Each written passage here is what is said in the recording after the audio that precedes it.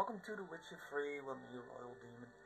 And I wanted to talk a bit about this game Gwent. As you can see here, you can see one of my decks. This is the Northern Realms deck.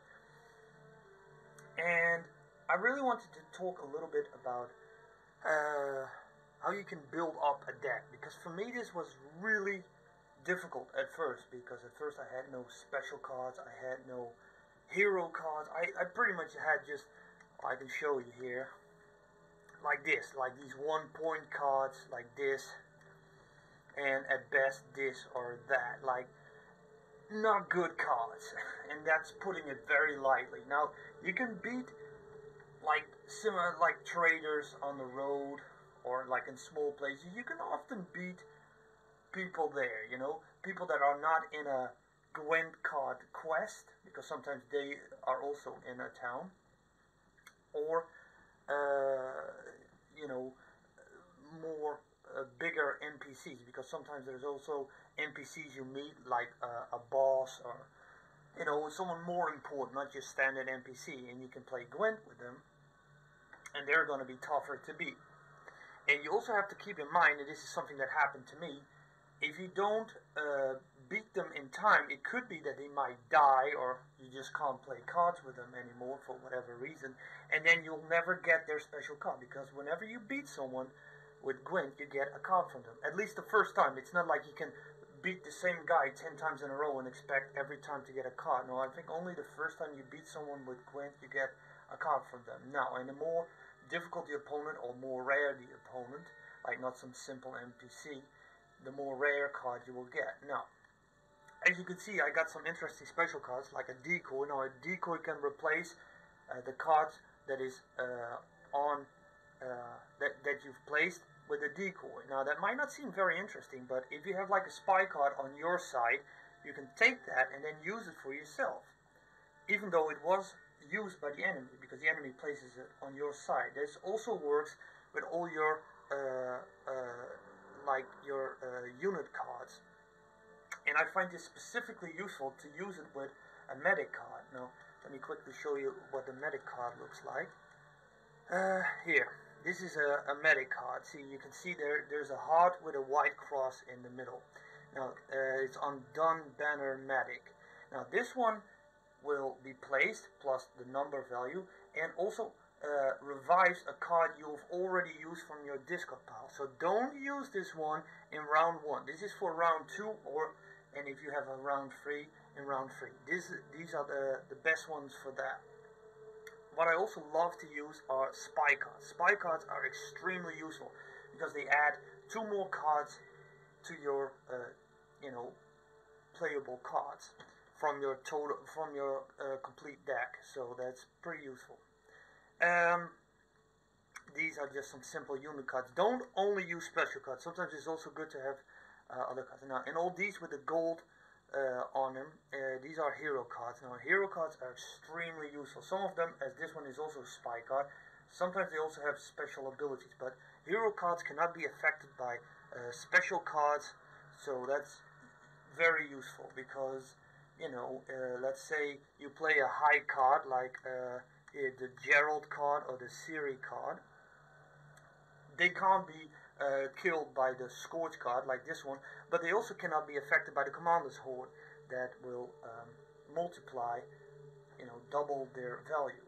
So, you know, it's a bit good and also a bit of a shame. But, and you also have the weather effects, but I'm not a big fan of weather effects because it affects both sides. So it can help you, but at the same time it can also screw you. So, and then this is also important, something you might not realize.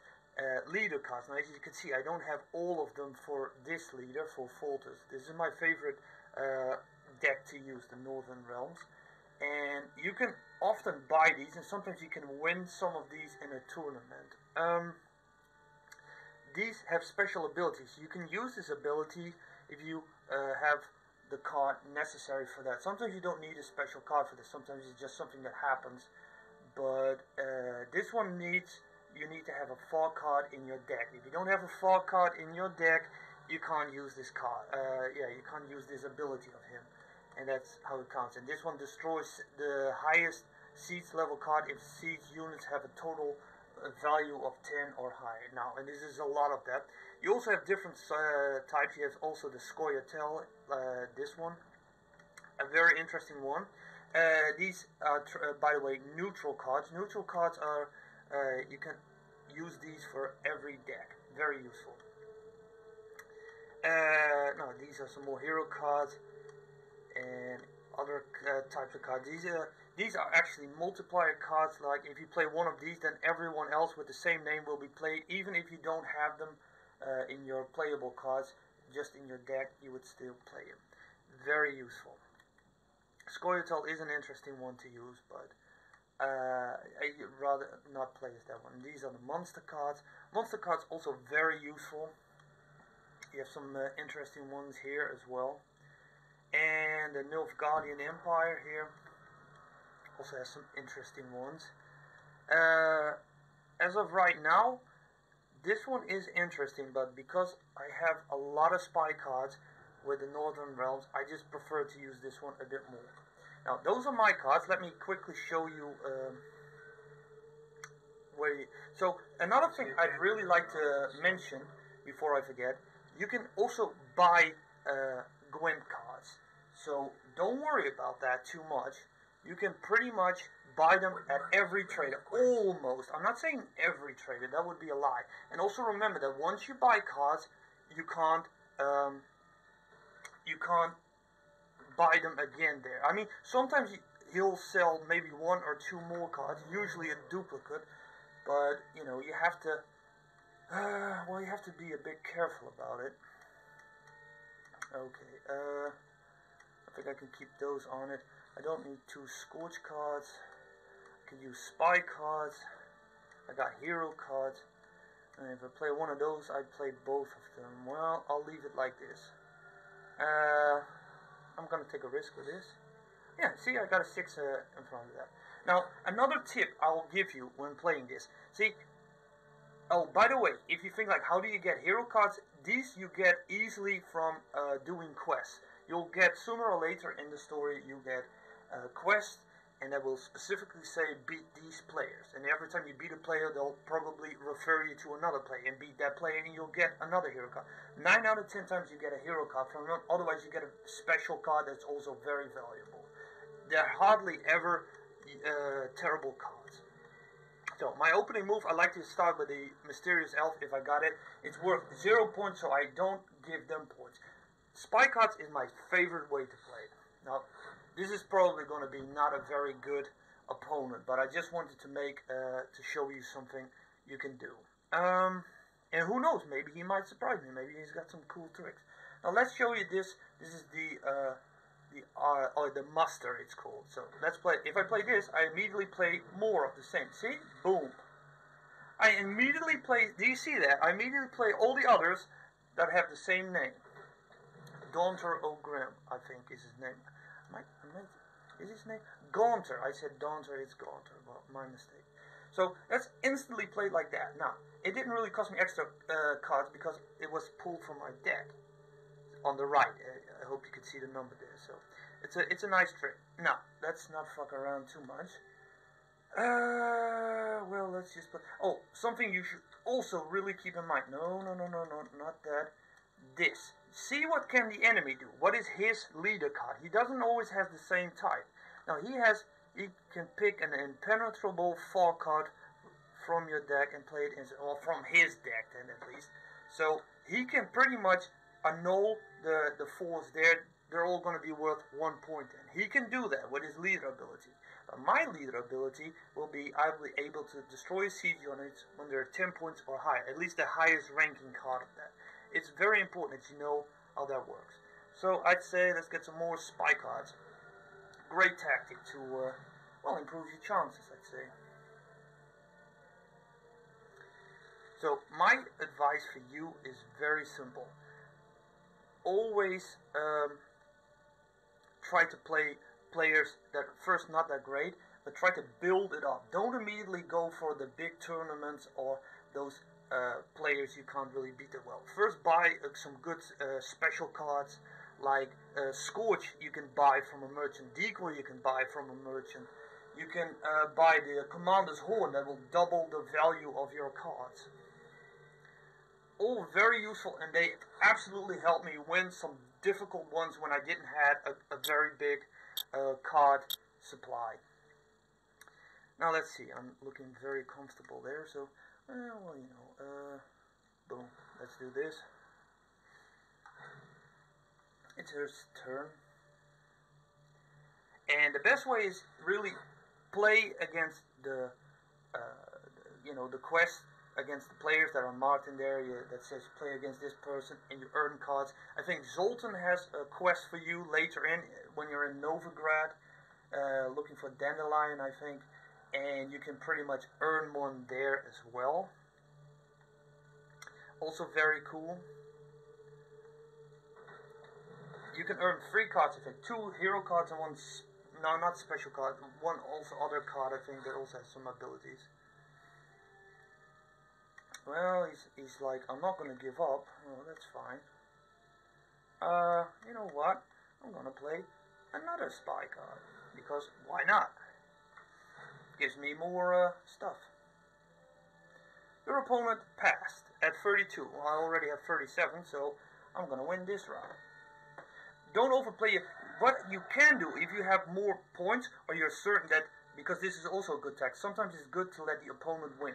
Now, oh, this is, by the way, if I win a round with the Northern Realms, you earn a card if you win a round. It's a very useful tactic ability. Okay, he's probably going to use his fog card this round, but I don't know. Sometimes it's also good to bait an opponent. Sometimes they're really eager to do that. They really want to use something or do something, and you can be like, okay, fine, do it. I could play a hero card. The trick is really read your opponent. What is he doing? What is he trying to do? Well, he doesn't really have very good cards. That much is certain. But the trick is really read your opponent. What is he doing? What is he using? If he's really working very hard to win one round, let him win the round. Exhaust him. Use very low-level cards you have, or throw spy cards this way. Just build your total amount of cards while you let him pretty much, you know, mess around. Well, let's send in a killer card. This one is worth 15. It's going to be really bad for him now. Unless he also has a hero card. Probably not. Like I said, I'm playing against a simple merchant. They usually don't have these type of cards. Well, you know, I could send in another hero card. Why not? He has only 1 more card left. I already have 40. He only has the clear weather one. Well, he's screwed. And there you have it. I pretty much won. And, well, I don't have to... Oh, you can use his fog card. It's fine. You can use that. I can just pass. See, he's going to use his fog card, I bet. But he's pretty much shooting himself in the foot. Oh, no. He's not even trying that because he also has an archer there. So. And there you have it. This is, of course, this was not a difficult card battle. But this pretty much shows you how you can earn some crowns in an easier way. And it's also very good. See, as you see, I don't win a card from him. I already beat him before. Now, my advice for you is build up your Gwent deck by buying from merchants, especially special cards, because hero cards, I don't think you can actually buy hero cards. You actually have to earn those with quests. So that's going to take a bit longer, but once you get the hang of it, find a deck that really works for you. This one works very well for me, the Northern Realms, thanks to the spy cards in combination with decoys and medic cards. This is my favorite strategy. Spy cards, then decoys, and medic cards, because the decoys can pretty much resupply my medic cards and spy cards. So I have a lot of cards at my disposal. So I can play like up to 20 cards, or sometimes even 30 cards. I've had that happen as well. That might seem crazy, but it's possible. If you play well with your decoy cards and your spy cards, you keep getting new ones. Anyway, I thank you for watching. Hopefully this was a bit useful. Hopefully you can improve your skills. Maybe you're already a very good Gwent card player. I know I was absolutely horrible at first, but you can learn to be better, and I can really recommend it. To practice it, it's a very fun game in The Witcher 3. I can really recommend it. So, anyway, I thank you for watching, and hope to see you in another video. Bye-bye.